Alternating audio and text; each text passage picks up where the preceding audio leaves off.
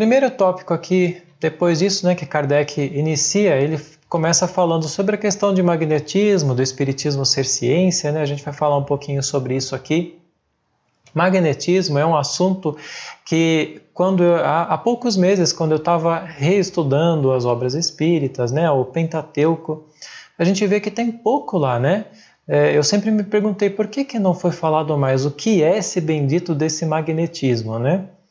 E aí acabou vindo com essas obras lá que a gente tem no grupo, né, as obras indicadas, acabei indo um pouco mais atrás e comecei a entender um pouquinho mais. Estou só começando, muito provavelmente o Alberto até tenha muito mais conhecimento a respeito disso, mas é interessante citar, por quê? Não? Desse assunto em si, não. Tá? Eu sempre concentrei mais meu estudo em Kardec mesmo, tá? Para esclarecer. Tá. É um assunto é um tópico interessante que a gente provavelmente vai conseguir, então, né, com o tempo ir abordando, porque Kardec aborda muito na revista. Eu já dei uma pesquisada e o pouco que eu aprendi até agora, né, que eu conheci, o magnetismo, ele se refere àquilo que nós, como seres espirituais encarnados ou como animais, eu não sei dizer até que ponto isso pode existir em outras espécies de animais. Eu entendo do ser humano. Que nós produzimos através da nossa energia vital, do que Kardec chamava de fluido vital. Então, através da minha ação mental, eu consigo produzir fenômenos através desse fluido vital. Também chamado de fluido elétrico. Tem essa questão dos fluidos que eu até hoje não entendi muito bem ainda, porque na época tudo era fluido, a ciência avançou bastante e também é outro campo para a gente estudar mais. O fato é que antes de Kardec, já lá por, acho que final de 1600 e alguma coisinha, já haviam estudos a respeito disso que se fortaleceram em 1700 e algumas coisas, com Mesmer principalmente. Era fato na época, era uma coisa estudada cientificamente. Imposição das mãos,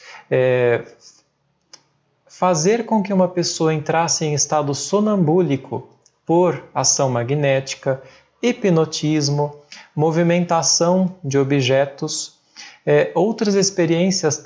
Na verdade, existiu até, eu não lembro os nomes, mas um fulano lá, que montou uma espécie de uma clínica onde ele fazia tratamento por imposição das mãos, com a ajuda de um outro senhor.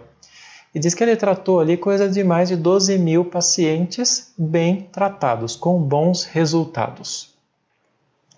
Depois disso, né, esse assunto, na época em que Kardec veio, por assim dizer, estava ainda bastante em alta e Kardec o estudou. Eu sei, assim, superficialmente a respeito disso, que Kardec o estudou, era conhecedor, e justamente por isso, quando começaram os movimentos das mesas, né, daquelas batidas e tal, ele não deu muita atenção, porque para ele era apenas um fenômeno magnético produzido pela ação das pessoas ali presentes, né? É muito interessante lembrar disso, porque a gente vê que o espiritismo e o magnetismo, como são ciências irmãs, Kardec percebeu que do magnetismo para o espiritismo era um passo, né, como ele disse, e que o espiritismo veio no momento exatamente que tinha que vir, nem antes nem depois. Eu achava antes que o espiritismo sofreu muita dificuldade naquele momento, mas a verdade é que não, foi tudo planejado para essa chegada.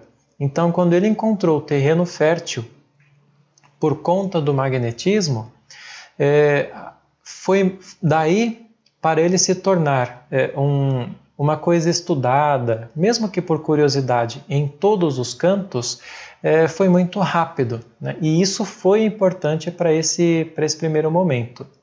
É importante lembrar que Kardec, por conta de ser cientista, né, ele nunca havia... eu perdi a linha do que eu ia falar, mas enfim.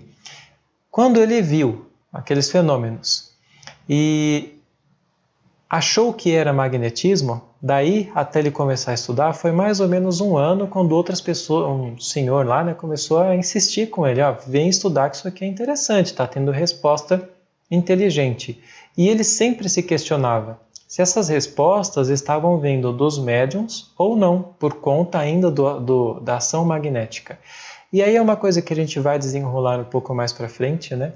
Como ele chegou nas constatações de que era ação espiritual.